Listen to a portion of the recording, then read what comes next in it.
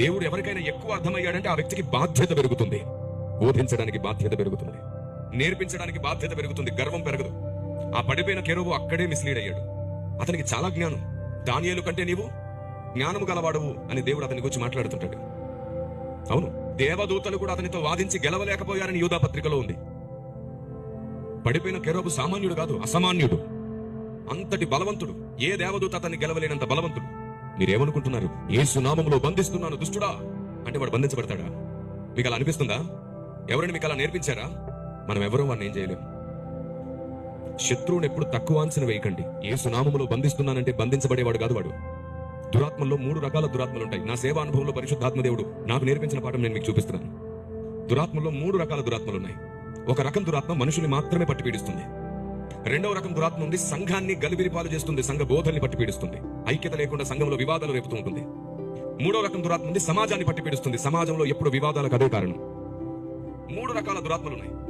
ఈ మనిషిని పట్టి పీడించే దురాత్మ ఉంది కదా, అది మాత్రమే బంధిస్తే పారిపోతుంది, గద్దిస్తే పారిపోతుంది.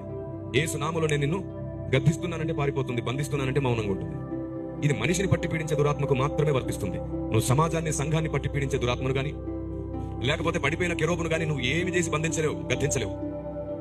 వాణ్ణి బంధించాలంటే ఒకే ఒక్క మార్గం ఉంది. పడిపోయిన కెరూబు కూడా భయపడాలంటే ఒకే ఒక్క మార్గం ఉంది.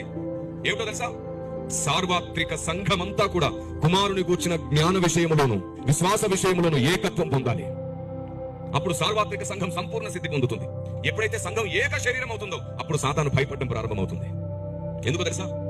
శీఘ్రముగా సాతానును దేవుడు మన కాళ్ళ క్రింద చితకదొక్కించునన్న మాట కేవలం ఒక స్థానిక సంఘానికి సంబంధించింది కాదు, ఒక విశ్వాసికి సంబంధించింది కాదు. సంఘ శరీరపు కాళ్ళ క్రింద వాడు చితకదొక్కించబడబోతున్నాడు. దేవునికి మహిమ కలుగును గాక. అంటే సార్వత్రిక సంఘమంతా ఒక్కటైతే తప్ప వాడిని మనం చితకదొక్కలేం.